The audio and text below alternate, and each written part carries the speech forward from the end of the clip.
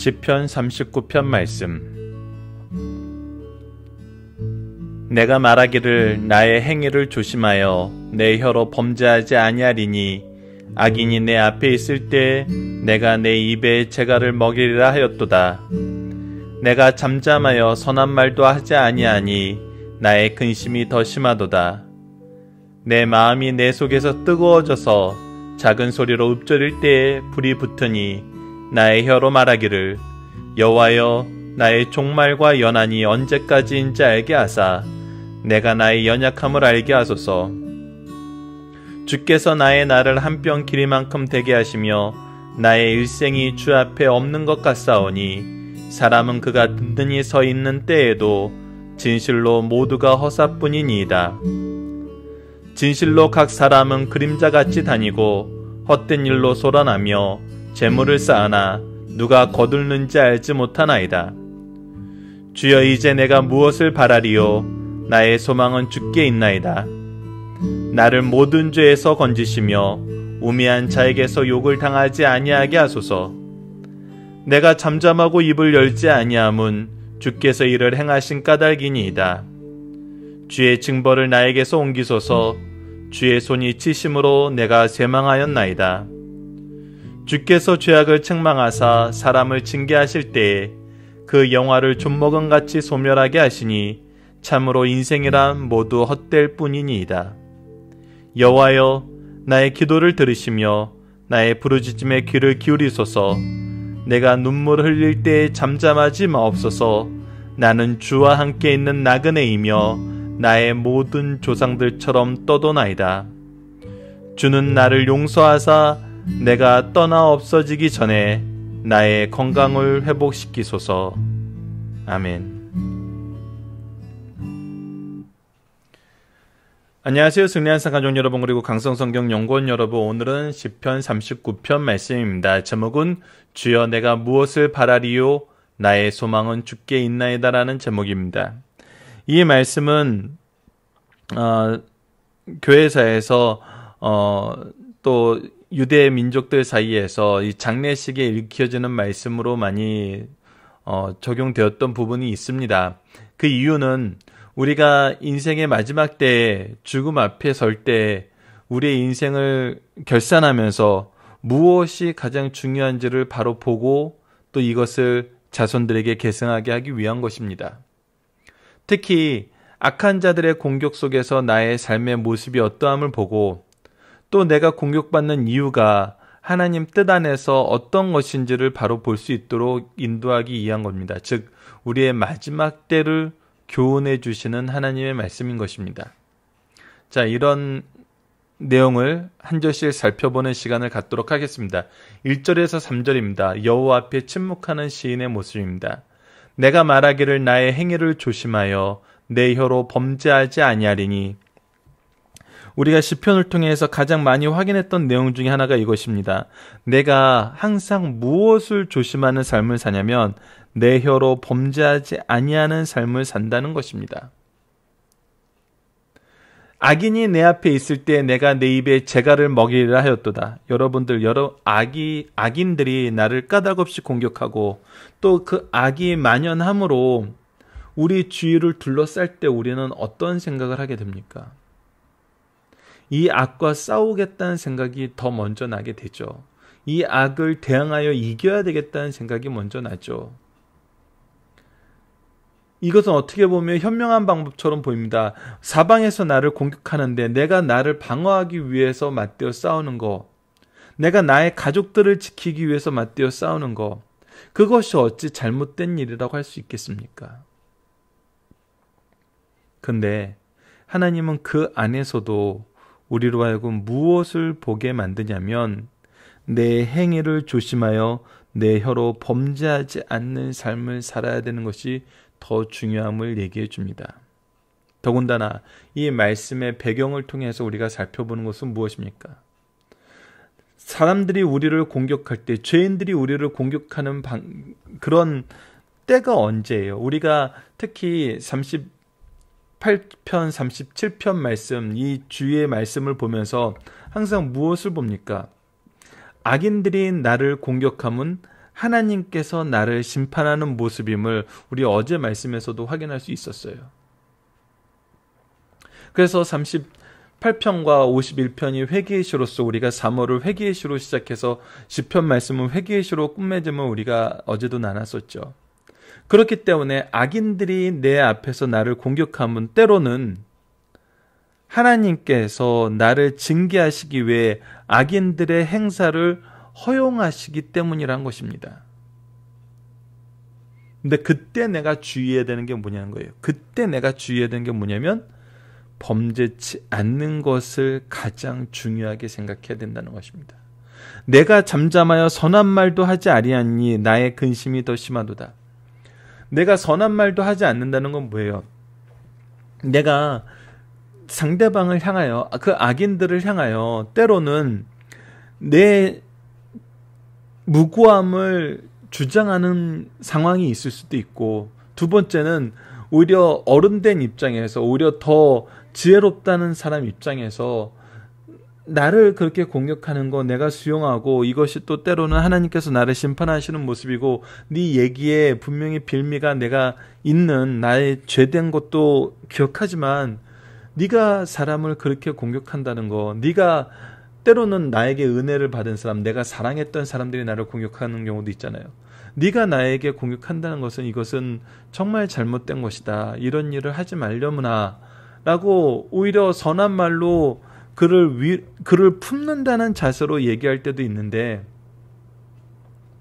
오히려 그것은 그들에게 소용없다는 것이죠. 그들은 지금 나를 공격하기에 열심인 것이고, 나의 이 의도와 상관없이 내 말과 행동을 통해서 그들의 의도를 더 가속화시키고 우리의 죄를 더욱더 크게 부풀리는 데 사용하게 될 것이란 거예요. 그래서 내가 그들을 맞대어서 상대하는 것 자체가 지혜롭지 않은 일이라는 것입니다. 오히려 우리에게 범죄의 기회만 될 뿐이라는 거예요. 그리고 이것은 더 중요한 자세가 있는데, 그것은 바로 요셉의 형들이, 요셉이 총리가 요셉인 줄 모르고 요셉이 요셉의 잔을 감춘 것으로 베냐민을 잡아왔을 때 형들이 뭐라고 얘기합니까? 우리가 이 일에 대해서 묻지 않아. 하나님께서 우리의 죄를 들추셨나이다. 그렇기 때문에 내가 이 자리에서 모든 것을 인정할 수밖에 없습니다. 내 죄됨을, 우리의 죄됨을 인정할 수밖에 없습니다. 그렇기 때문에 우리가 침묵할 수밖에 없는 경우가 있는 것이죠. 그러나 우리가 그들에게 침묵한다 그래서 우리가 아무 말도 하지 않는 것은 아닙니다. 우리가 반드시 말씀을 드려야 되는 한 분이 있습니다. 그것이 무엇입니까? 바로 하나님입니다. 그래서 3절입니다. 내 마음이 내 속에서 뜨거워져서 작은 소리로 움츠릴 때에 불이 붙으니 나의 혀로 말하기를 하면서 누구한테 얘기합니까? 4절 여호와여 나의 종말과 연한이 언제까지인지 알게 하사 내가 나의 연약함을 알게 하소서. 주님, 이게 언제까지인지 알게 하시옵소서. 내가 연약합니다. 하나님이 나를 도우시지 않으시면, 하나님이 나를 용서하지 않으시면 제가 어찌 이것을 감당하겠습니까? 저는 연약할 뿐입니다. 그래서 우리가 무엇을 아는 삶을 삽니까? 5절부터 봅시다. 주께서 나의 날을 한 뼘 길이만큼 되게 하시며 나의 일생이 주 앞에 없는 것 같사오니, 주님 앞에서는 우리의 인생이라는 것이, 우리의 일생이라는 것이, 우리의 삶이라는 것이 너무나 작다는 겁니다. 그래서 사람은 그가 든든히 서 있을 때에도 진실로 모두가 허사뿐이니이다.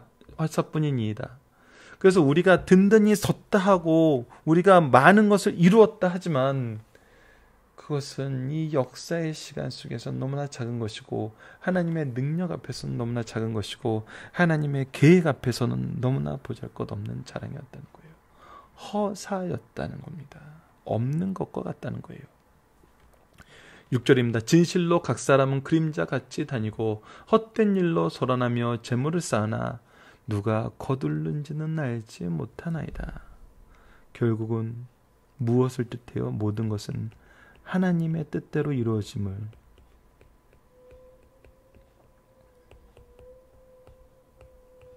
즉 무엇이 나타날 보니까 하나님의 통치가 나타남을 우리에게 강조해주고 있습니다. 인생이 아무리 무엇을 했다 그래도 하나님의 통치 안에 있다는 거예요. 그래서 우리에게 중요한 것, 우리에게 핵심적인 건 무엇입니까? 바로 주를 향한 구원의 기도입니다. 7절로 8절입니다. 주여, 이제 내가 무엇을 바라리요? 나의 소망은 주께 있나이다. 나의 소망이 누구에 있다고요? 오직 하나님께요. 나를 모든 죄에서 건지시며 우미한 자에게서 욕을 당하지 아니하게 하소서. 나의 구원은 하나님에게 있으니 이것이 나의 소망이고 나의 승리입니다. 라는 것이에요. 우미한 자에게 욕을 당하지 않게 하겠다는 것은 뭐예요? 하나님이 나로 승리자가 되게 하시겠다는 거예요. 내가 그것을 믿는다는 거예요. 여호와의 약속이란 겁니다. 그래서 나는 주의 도를 따라요. 9절을 봅시다. 내가 잠잠하고 입을 열지 아니함은 주께서 이를 행하신 까닭이니이다. 자, 이제 왜 1, 2, 3절에서 침묵할 수밖에 없었는지 더 구체적이고 확실한 이유를 가르쳐줘요. 누가 행하시기 때문에? 하나님이 행하시기 때문에. 이 문제의 해결은 누가 해결하시는 거예요? 하나님이 해결하시는 거예요. 나의 죄를 지적하기 위해서 악인들의 그런 악한 행동을 잠시 수용하시고 내버려 두셨던 것이라면 이 문제에 대한 결론도 중지도 해결도 하나님에게 있다는 거예요. 그것이 아니라 오만하고 교만한 자들의 공격으로 인해서 내가 이렇게 됐다는 것은 내가 어떤 것으로도 그들을 이길 수 없고 그들에게 나의 무죄를 설명할 길도 없고 설명해도 그들은 받아들이지 않아요. 그렇기 때문에 무엇이 이루어져요? 하나님의 공의의 심판만이 이들을 바르게 정지하고 우리를 바르게 일으키신다는 겁니다. 우리를 온전히 일으키신다는 거예요. 그래서 누가 행하신다? 하나님이 행하신다. 즉 뭐를 얘기해요? 하나님의 통치를 얘기해주고 있다는 것입니다. 그래서 우리의 보존을 위해서 기도할 수 있는 것입니다. 10절로 11절입니다. 주의 징벌을 나에게서 옮기소서. 주의 손이 치심으로 내가 세망하였나이다. 이것을 통해서 이 말씀이 우리의 죄를 지적하는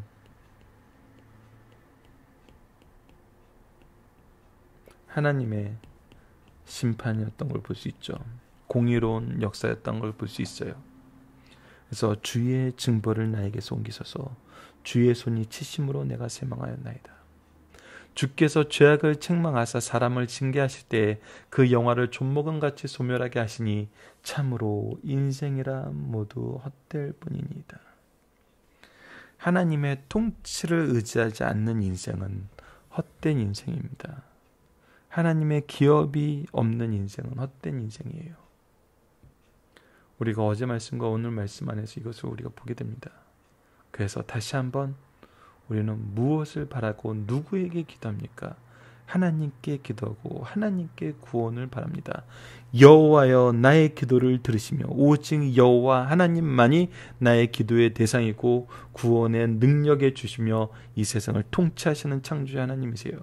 나의 부르짖음에 귀를 기울이소서. 내가 눈물을 흘릴 때 잠잠하지 마옵소서. 나는 주와 함께 있는 나그네이며. 이 세상은 우리가 거하는 곳이 아니에요. 우리는 하나님 나라의 백성으로서 하나님 나라를 향한 나그네와 같은 삶이에요. 나의 모든 조상들처럼 떠도나이다. 죄악 세상에서 떠도는 삶을 살았어요. 주는 나를 용서하사 내가 떠나 없어지기 전에 나의 건강을 회복시키소서.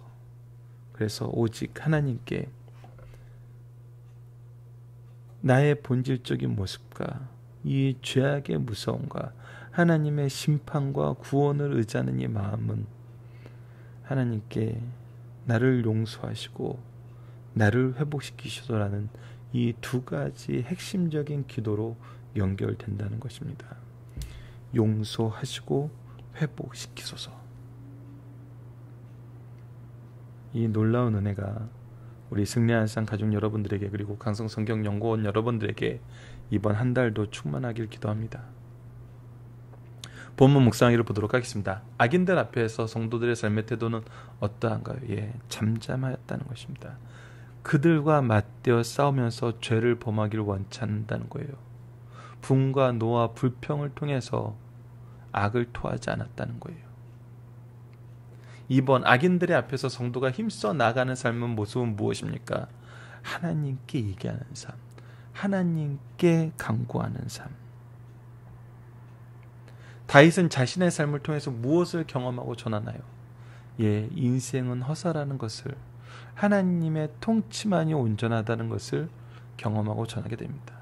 4번, 다윗은 자신의 소망이 누구에게 있음을 고백하고 무엇을 간구하나요? 나의 소망은 오직 주님께 있고 주님의 건지심을 간구하게 됩니다. 특히 뭐에 대해서 건지심은? 모든 죄에서 건지심을. 다윗이 구절과 같은 삶의 자세를 가질 수 있었던 이유는 무엇입니까? 내가 잠잠하고 입을 열지 아니하였음은 주께서 이를 행하신 까닭입니다. 주의 통치를 인정하고 의지할 수 있는 자세를 가질 수 있던 이유는 뭐예요? 주께서 통치하시는 걸 보여줬던 거예요. 죄악을 책망하시고 징계하실 때 모든 것을 소멸시키심으로 인생이 헛된 것임을 드러내요. 오직 누구의 통치만 있어요? 하나님의 통치만 있어요. 성경은 계속 이것을 강조합니다. 하나님의 통치만 있어요.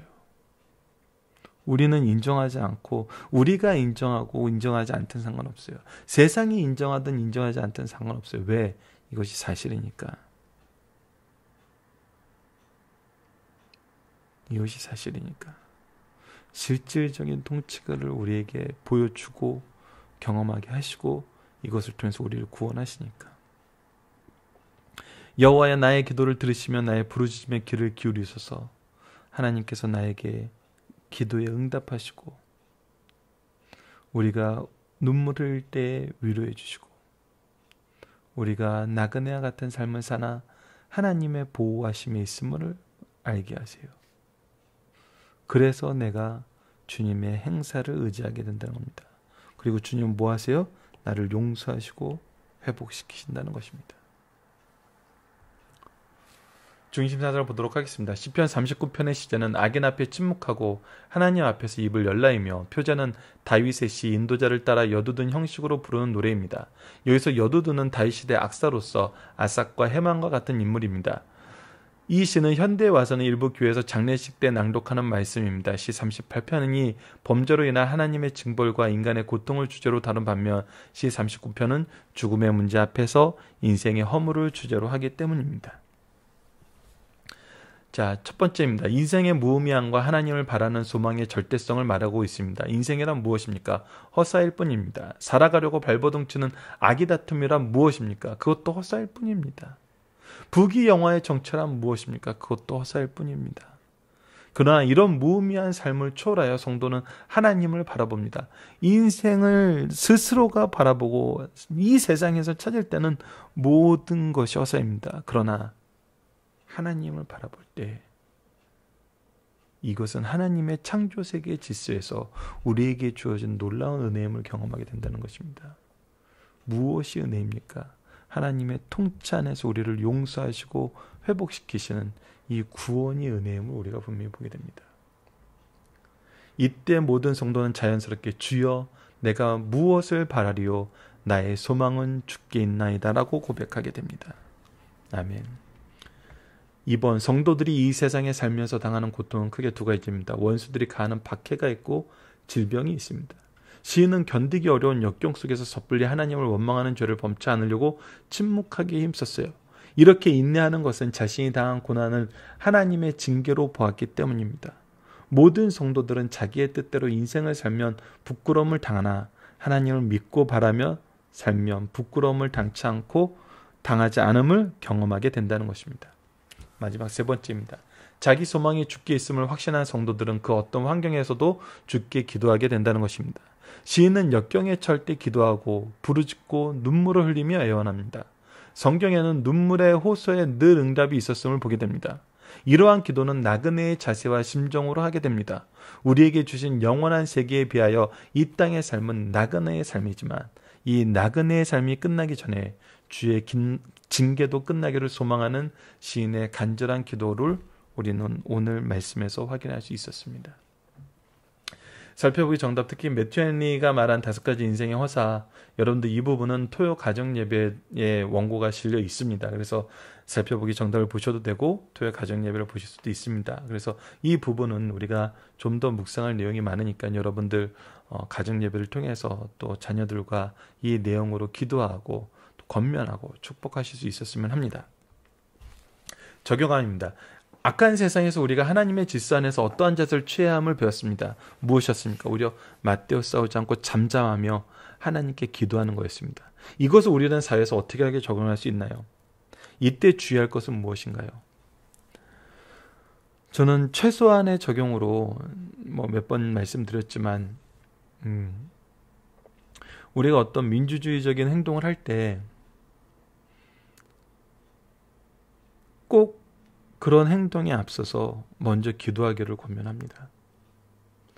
우리가 그 장소에 나가기 전에도 기도하고, 되도록이면 저는 집회 시간이 10시간이라면 같이 10시간 기도하고 나가달라고 부탁을 많이 합니다.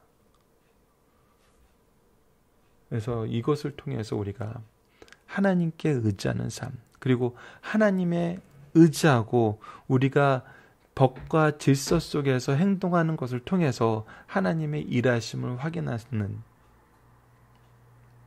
이때 주의하는 것은, 저는 현대사회에서 많은 집회가 주말에 있기 때문에, 또 많은 우리의 행동들이 주말에 있기 때문에 저는 첫 번째는 주의를 범하지 않는, 하나님의 법과 질서를 지키는 것이 먼저 되는, 그리고 나서 우리의 주어진 사회의 질서 안에서의 행동도 먼저 기도함으로 이루어지는, 이것을 저는 권면하고 싶습니다.